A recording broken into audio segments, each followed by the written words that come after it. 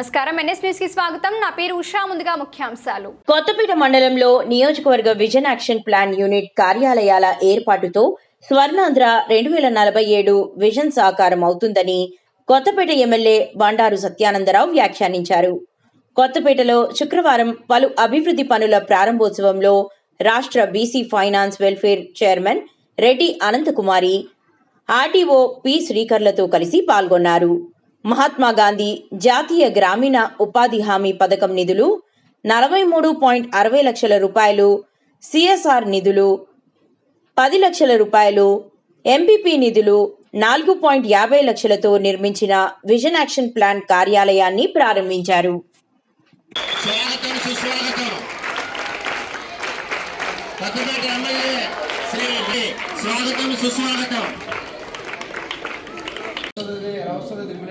అంటే మేము 580, 90 అలా మార్క్స్తో సాధించేస్తే సార్ మళ్ళీ ట్రిపుల్ సెట్ అనేది వస్తుంది సార్.